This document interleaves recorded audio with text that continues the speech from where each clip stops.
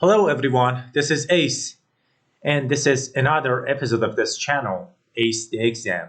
And at the same time, this is the second episode of this channel in the section of GRE Reading Comprehension, or abbreviated RC, which is mostly known among test takers.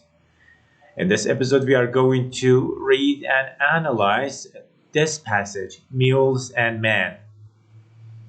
And we are going to answer its relevant questions. We have two questions for this passage. In this passage, we are going to together extract the hidden meaning of this passage from the blank spaces between lines. This is a fascinating job. I really like it. We begin this task, but before doing so, as always, I would like to mention this Chinese old saying: if you give a man a fish, he would eat for a day. But if you teach a man to fish, he would eat for a lifetime. Now we begin this episode. Sentence 1. As it was published in 1935, Mules and Men, Zora Neale Hurston's landmark collection of folk tales, may not have been the book that its author first had in mind.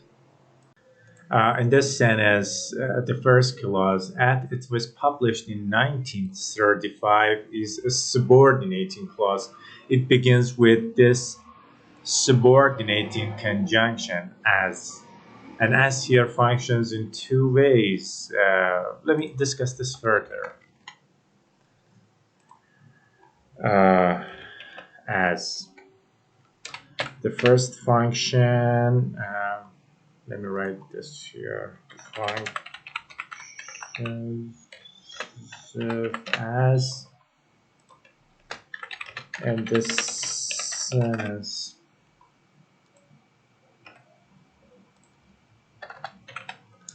The first one is to provide a temporal. Temporal here means time. Also, temporal has other meanings too. This is at the same time a GRE word, and here we mean time. A temporal reference or time reference for the rest of the sentence, or even for the entire passage, because we haven't read completely the entire passage. Perhaps it may offer a temporal reference for the entire passage. And the second one is to make concession or contrast. Because in the sentence we read that while it was published in 1935, Mules and Men may not have been the book that its author first had in mind. Although, it means although or while. Although it was published in 1935, there is something surprising or noticeable about it. So these are the two functions of as here.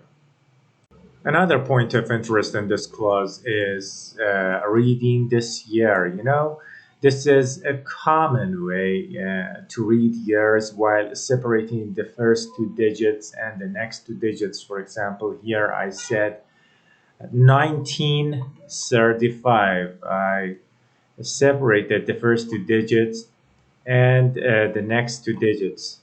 1935. This is a common way to read years. The subject of this sentence is here. Mules and Men. This is the name of the book written by Zora Neale Hurston. And since this is the name of a book, in a real jury exam, you may find it written in italic, or you may find it circumscribed within quotation marks like this.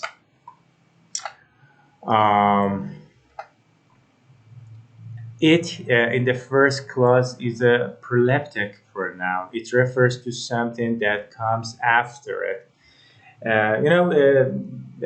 It functions differ from a bit different from usual pronouns, because usual pronouns refer to something that has been cited earlier, and here it refers to something that has been cited later, mules and men.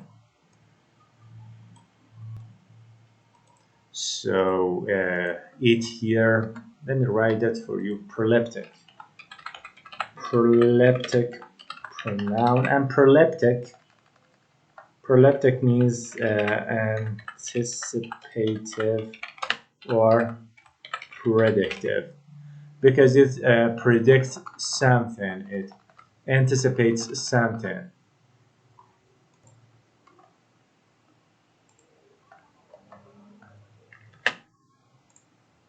The third clause, Zora Neale Hurston's landmark collection of folk tales, is an adjective clause. This is actually a reduced, non-restrictive relative clause, and its function is to be an adjective and define more the subject, that is mules and men, this book. So this is an adjective clause, and after this adjective clause we have this verb phrase may not have been, and this verb phrase is the main verb of this sentence. The meaning of this sentence seems clear, it says that mules and men, this book that was written by Zora Neale Hurston, was not the same book that the other initially had in mind. Perhaps the other passed a different course while writing this book, or perhaps after being written, this book found another role, and it has been used in a different way than the other firstly intended. We need to read the rest of the passage. Sentence 2. In this anthropological study, Hurston describes in detail the people who tell the stories, often even inserting herself into the storytelling scene. From this sentence, we understand that this book, Mules and Men, is an anthropological study. This is a book about people and knowing people. And Hurston describes in detail. In detail is a keyword here. In detail, the people who tell the stories. Is this book talk about stories? According to this sentence, no. It talks about the people who tell the stories. And is this book an objective study? It doesn't seem so, because here in the last clause of the sentence, we read that often even inserting herself into the storytelling scene.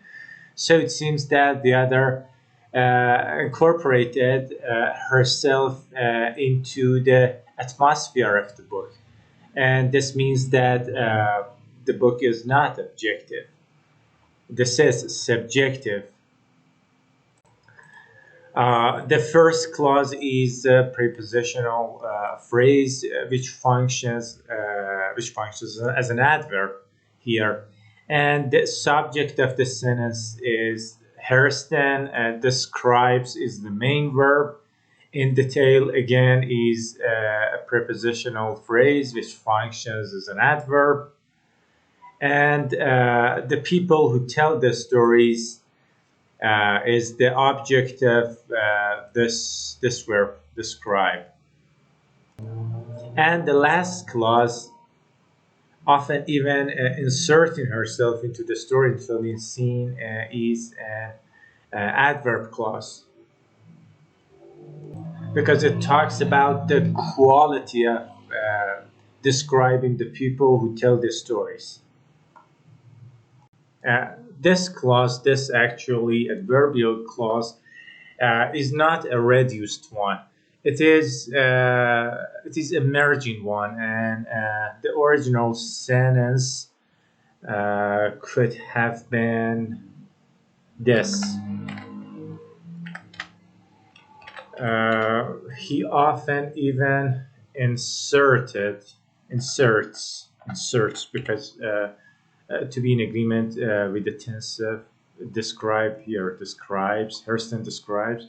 She, Hurston Zora, Neil Hurston Zora is a woman, so this is she. She often even inserts herself into the storytelling scene. Since she and Hurston are the same, we can remove she here and also eliminate the full step here and change it into a comma, and turn the verb here into its gerund form, often even inserting herself into the storytelling scene. If the sentence puzzles you, this was how the sentence has been put in. Sentence 3. Evidently, however, Hurston had prepared another version, a manuscript that was recently discovered and published after having been forgotten since 1929. In this sentence, evidently and however are adverbs. They are conjunctive adverbs. They actually try to connect what comes after them with the preceding sentence. So they are conjunctive adverbs, and Hurston is the subject and the main verb is had prepared. Another version is a noun phrase. This is the object of this verb, had prepared. And this last clause here is a reduced non-restrictive relative clause, and this reduced non-restrictive relative clause functions like an adjective to define better the object that is another version, to define this different version, and the original clause has been which is a manuscript that, and in order to add fluency and smoothness to the sentence, the author artfully has eliminated the relative pronoun of which and the be verb clung to it. Sentence 4. This version differs from Mule's and Man in that it simply records a story with no descriptive or interpretive information. According to this sentence, the newly discovered version that have been forgotten since 1929, according to the previous sentence here, is objective, unlike the previously mentioned one, previously cited one that was published in 1935. You know, this version was subjective, and it was not objective because the other assimilated herself and her feelings into the book, into the stories, while describing people telling the stories. But in this newly version of the book, we read that it is objective, and it simply records stories without description and interpretation. In this sentence, differ is the main verb, and this version is the subject. This noun phrase is the subject, and here that is the objective. Differ. It is actually the placeholder. It holds the place of the object for the verb differ. And at the same time, it introduces the following clause. It simply records stories with no descriptive or interpretive information. I forgot to talk about mules. We know that men are human, that we know, but mules is a hybrid equine between donkey and horse.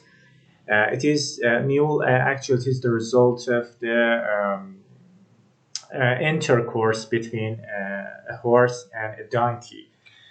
Mule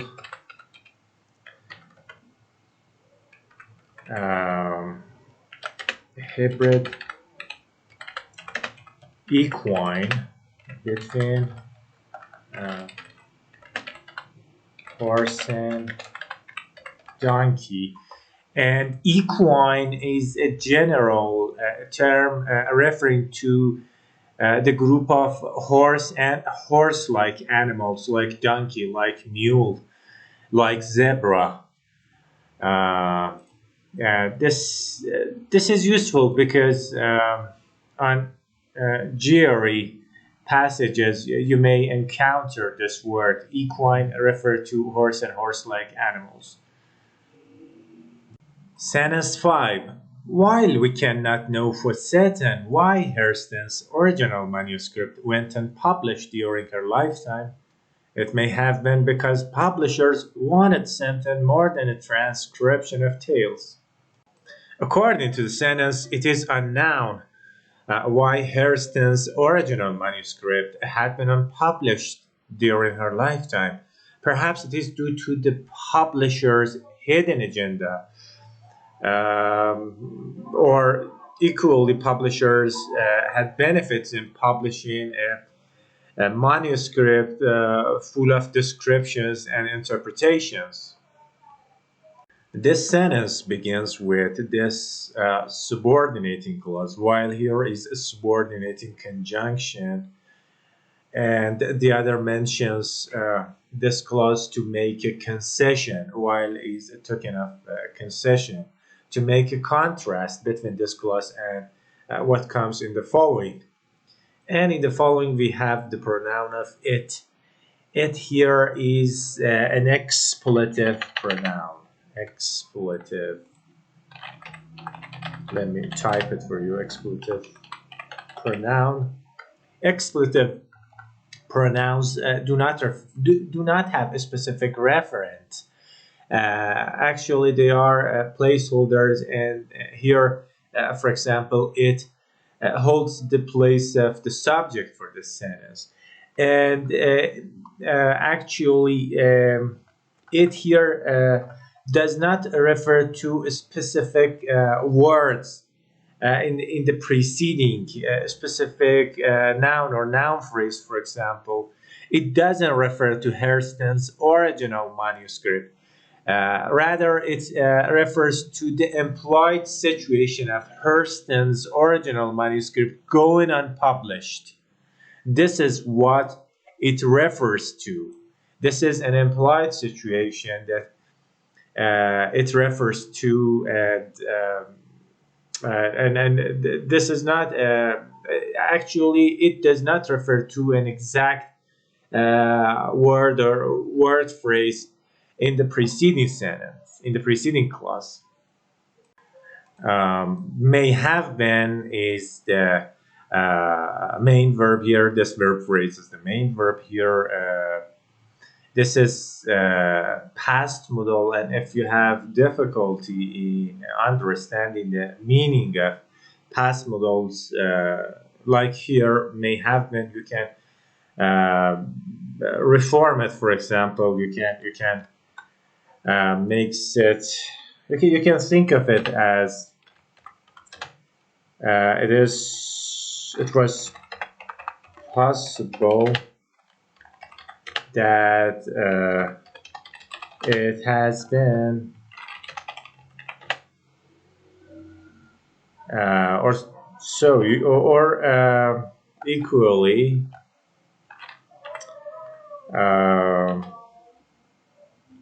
it has possibly been blah blah blah. All right. Because and what comes after because is again a subordinating clause because is a subordinating conjunction for expressing reasons. Sentence 6. Contemporary novelist and critic John Edgar Whiteman has described Black literature as the story of writing that sought to escape its frame. In other words, as the effort of Black writers to present the stories of Black people without having to have a mediating voice to explain the stories to a non-Black audience. This is indeed a long, confusing sentence, specifically after, in other words, when we have this clause beginning with as. If it's difficult for you to understand, as actually introduces an example, introduces an alternative for John Edgar Whiteman's view, and you can read it like this: viewing it. And the other artfully has eliminated this phrase, viewing it. And the original form, this is emergent sentence, and the original form has been, we put a semicolon here. He viewed. And since he and John Edgar Whiteman, that are the subjects of these two clauses, are the same, we can eliminate he and replace viewed into its gerund form, and eliminate semicolon and replace it with comma. In other words, viewing it as the effort of Black writers, blah blah blah. And other artfully has eliminated this because you implicitly understand the sentence without it. So the other has eliminated this in order to add fluency and expressiveness to the sentence and avoid wording. Although this attempt made reading the sentence puzzling and difficult, as here is a subordinating conjunction, it actually introduces an example or an alternative for what came in the preceding. According to John Edgar Whiteman, Black literature is an unusual style of literature because it escapes its frame.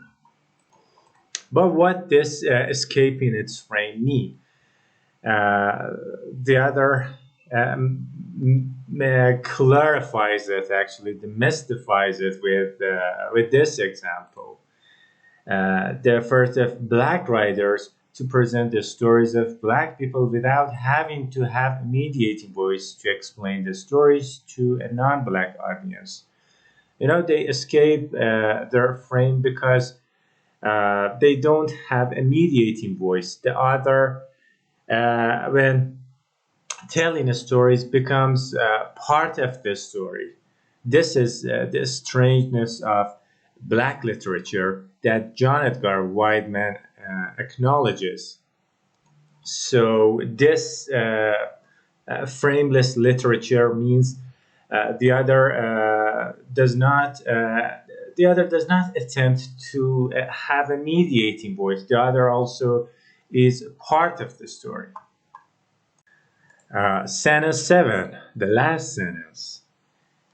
In this, Hurston may have been ahead of her time. And this, what does this refer to?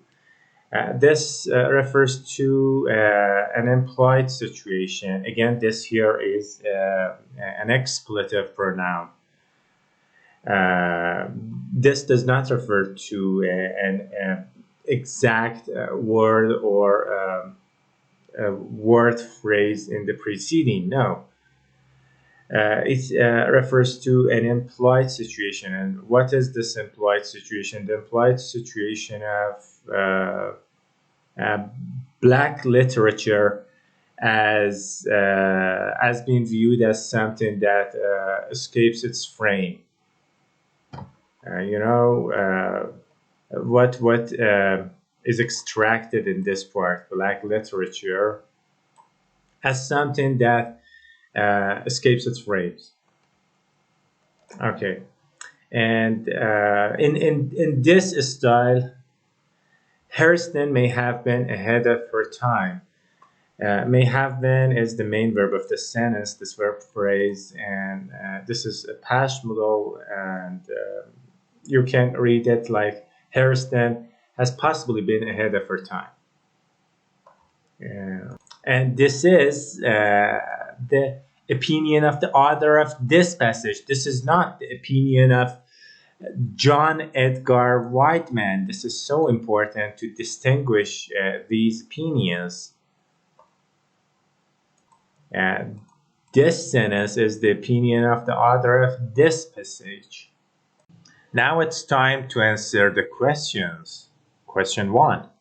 Select the sentence that suggests a possible reason why Hurston wrote the version of Mules and Men that was published in 1935. Again, men here does not refer to a specific sex, does not refer to male. It refers to the whole human beings, all humans. Okay, so to answer this question, we go back to the passage. And here in sentence 5, we read about the possible reason why Hurston's original manuscript went unpublished during her lifetime. It may have been, this is the possible reason. It may have been because publishers wanted something more than a transcription of tales.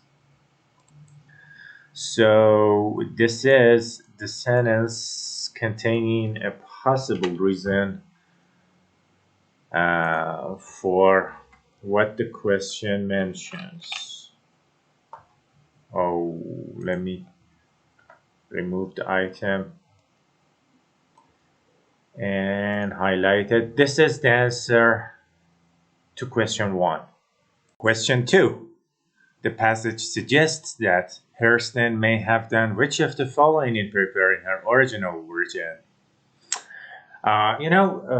As usual, our general strategy for answering GRE questions is rejecting the incorrect ones, recognizing the incorrect options and reject them, and this way isolate the correct one. So we begin by checking the options. Option A, discussed her mode of presentation with her publisher before writing the first draft in order to reduce the possibility of misunderstanding. The first draft was the original draft, which was objective without having a mediating voice, without descriptions and interpretations. Going back to the passage, the only sentence that we can find publishers here in this sentence, sentence 5. And, according to the sentence, Hurston's original manuscript went unpublished because publishers wanted something more than a transcription of tales. Publishers wanted descriptions, interpretations. Publishers wanted a mediating voice to impart the stories to non-black audiences, non-black audiences too, according to the passage, according to actually later sentences here. Mediating voice to a non-black audience. So if Hurston had discussed her mode of presentation with publishers, they would have definitely persuaded her to write a version, to write a study, a book that was subjective, that was that contained a mediating voice. But the first draft was not so. The first draft was not subjective. The first draft did not have a mediating voice. So it seems that Hurston didn't discuss with publishers before writing the first draft. So option A is rejected. Option B, shortened her presentation of the stories to the bare minimum in order to be able to present more folklore material. This option is again rejected because Hurston did not attempt to shorten her presentation of the stories. Rather, he decided to present the stories objectively, without incorporating her inference, incorporating her interpretation into the storytelling. This was what Hurston did in her first draft of the study, first draft of the book. So this option is rejected. Option C, put it aside for several decades in order to maximize its potential audience when it was published. Oh God, this option has not been discussed in the passage. The only thing that we know about why the first draft of the study went unpublished during Hurston's life was that publishers persuaded her to render a version having a mediating voice, to render a version more than a sole transcription of the stories, a version containing interpretations and descriptions. This was the reason why the first draft went unpublished for several decades. So option C is rejected. Option D, reluctantly agreed to reshape it in order to take out various elements with which her publisher had been dissatisfied. We should reject this option because the publisher didn't want Hurston to eliminate some elements from the first draft of the study. No, the publisher wanted Hurston to add more descriptions and interpretations, to add more materials to the study, because according to the publisher, this study was just a sole transcription of the stories without having a mediating voice, without interpretations and descriptions. So perhaps, according to the passage, this first draft of the study was not suitable, was not interesting for non-black audiences. And due to that, publishers wanted Hurston to add more interpretations and descriptions to the story. And they didn't want Hurston to take out various elements from the story. No, they wanted Hurston to add more materials, to add more elements and materials to the study. So we reject this option. Option C chose not to include editorial commentary in order to present the stories on their own terms. We have rejected the previous four options, so it seems this option is the answer to the question. But when we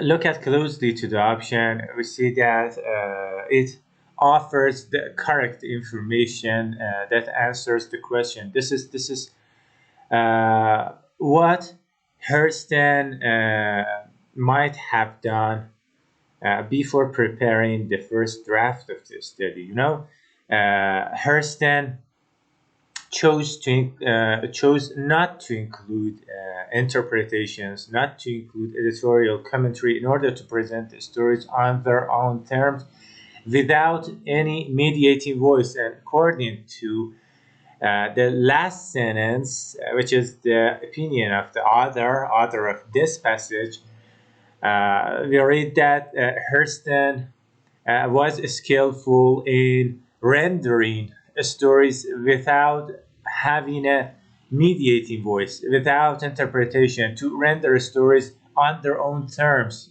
without incorporating herself into the storytelling process. So this is the correct option.